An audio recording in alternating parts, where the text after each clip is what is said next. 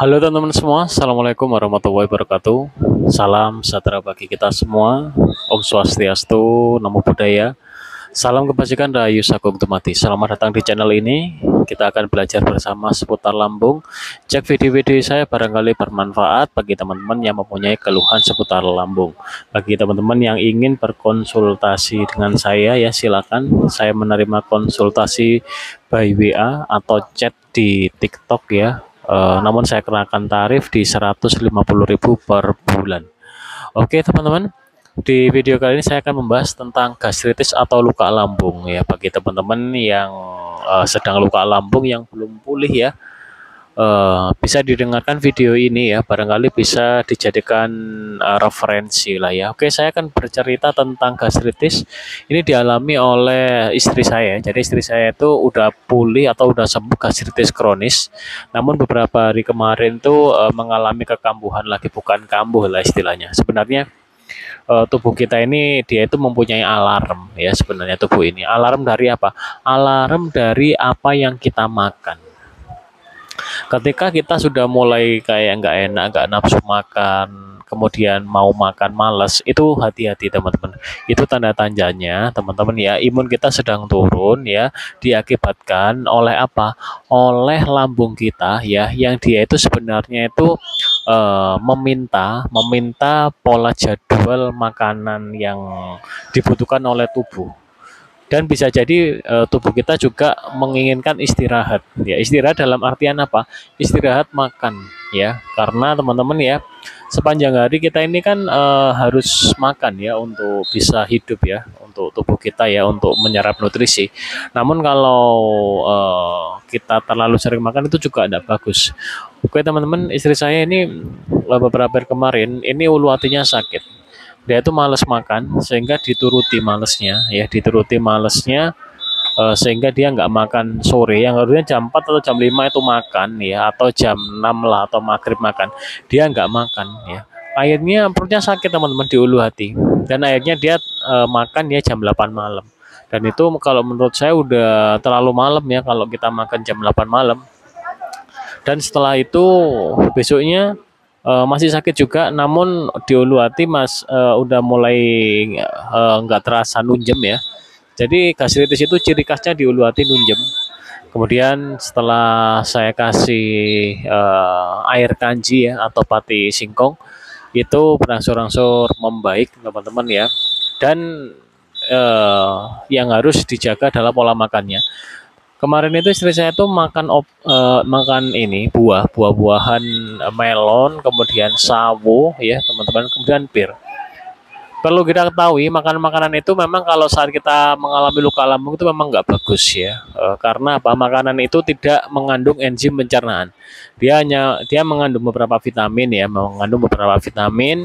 Saat ada luka lambung itu harus dihindari buah-buah itu. Nah, istri saya perutnya nggak enak seharian, rasanya sakit. Saya udah bilang itu gara-gara buah. Jadi tidak semua buah itu bisa kita konsumsi saat mengalami lambung luka ya, atau gastritis atau luka lambung. Nah, setelah buahnya dipantang, kemudian pola makan teratur ya, pagi, siang, sore teman-teman ya, dan alhamdulillah berangsur-angsur membaik ya. Dan rutin kanji itu tadi, pati singkong ya atau pati garut setiap pagi sebelum makan, rutinkan. Nah, memang terlihat seperti remeh ya, seperti kanji atau pati garut. Namun kalau teman-teman ingin meneliti lebih dalam ya, kandungan dari pati garut atau singkong, dia itu mengandung vitamin dan mineral ya teman-teman, yang bagus untuk tubuh kita, terutama untuk pemulihan luka dalam. Nah teman-teman, saat mengalami keluhan lambung, teman-teman kalau menurut saya ya, jangan dikit-dikit minum obat mah, itu tidak bagus.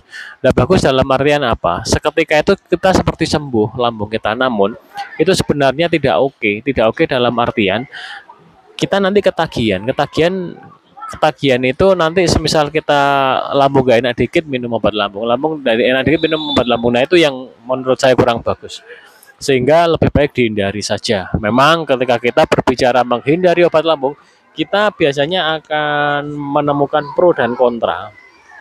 Namun saya di sini berbicara tentang pengalaman saya. Yang mau mengikuti silakan, yang tidak silakan. Intinya kalau mau sembuh total dari keluhan seputar lambung, udah segala jenis obat-obatan lambung itu dihindari karena dia adalah protokol jangka pendek. Apakah nggak boleh Kak minum obat itu? Boleh. Tapi setelah minum obat itu membaik, segera dijaga pola makannya, dijaga juga untuk nutrisi-nutrisi yang bagus untuk lambung kita. Pola makan yang kita terapkan di keseharian ini ya, sebagian besar ya masyarakat di Indonesia itu, mohon maaf teman-teman ya, kita pola makannya itu selalu memasukkan tepung terigu atau makanan-makanan yang ultra processed food atau makan makanan frozenan. Bisa kita lihat dari konsumsinya itu di toko-toko yang menjual frozen food, kemudian makan makanan jajan-jajanan yang dari tepung terigu ya. Gandum kan dari tepung terigu itu ya. Tepung terigu kan dari gandum. Itu teman-teman semakin marak. Jadi kalau teman-teman ingin pencernaannya sehat, hindari tepung terigu, gandum. Itu kuncinya itu kuncinya. Kemudian kunci yang kedua, hindari makanan yang di ultra processed food, makanan yang mengalami beberapa proses. Contohnya apa? Sosis, nugget, mie, bakso, kerupuk, teman-teman. Jadi dia itu udah melalui beberapa proses sehingga dia itu kurang alami. Nah, udah saya terapkan ke beberapa teman-teman kita atau beberapa saudara-saudara saya ya yang ikut di apa bimbingan saya ya, konsultasi saya bersama saya, itu banyak yang sudah sembuh teman-teman ya, baik itu gastritis baik itu GERD. Mereka menerapkan pola makan saya ajarkan dan alhamdulillah puji syukur membaik. Nah teman-teman, kuncinya ada di pola makan. Kalau teman-teman masih terbiasa makan makanan dari bakso, mie, kerupuk ya, gorengan, kalau itu tidak mau lepas dari itu, teman-teman akan sulit ya, sulit untuk sembuh. Nah teman-teman kalau ingin sembuh, nomor satu dilepas itu aja ya. Kalau kita udah terbiasa makan bakso, udah di stop. Kita udah terbiasa makan kerupuk mie, udah di stop. Kemudian makannya apa aja Kak? Nasi. Nasi adalah makanan pokok asli Nusantara, bagus untuk pencernaan kita. Nasi teman-teman. Kemudian makan sayur bening ya, jangan yang bersantan dulu. Keluhan seputar lambung jangan makan yang bersantan. Kemudian telur direbus, diceplok boleh, didadar boleh dengan syarat minyak sedikit ya, dan pakai minyak yang baru. Kemudian ikan, silakan. Saat mengalami keluhan seputar lambung, pakai ikan air tawar dulu, jangan ikan laut dulu, karena dikhawatirkan ikan air laut itu kadang itu bikin mual gitu ya, karena pH asam lambung kita masih belum ideal. Kemudian ayam, silakan pakai ayam, pilihlah ayam yang dada kalau bisa. Kalau pakai paha ya nggak apa-apa, yang penting kulitnya jangan dimakan. Kita harus menghindari makanan-makanan yang berlemak ya. Makanan berlemak itu paham ya teman-teman ya, seperti soto rawon itu berlemak ya. Kemudian daging-daging jangan dulu. Kalau bisa daging sapi, dengan kambing jangan dulu karena dia cukup sulit diolah oleh lambung kita, jadi hindari dulu. Oke teman-teman, tetap semangat yang mengalami keluhan seputar lambung, intinya ada di pola makan. Barangkali pengalaman dari istri saya ini ya, itu bisa dijadikan referensi. Istri saya mengalami ini itu karena dia tuh pola makannya itu, dia tuh suka sekali makan-makan dari tepung terigu. Sebelum mengalami sakit lambung kemarin ini ya, yang beberapa hari kemarin, dia terakhir itu konsumsi donat, kemudian konsumsi roti. Perlu kita ketahui, roti itu dari gandum atau dari tepung terigu. Kemudian ada pengembangnya juga, ada pengawetnya juga.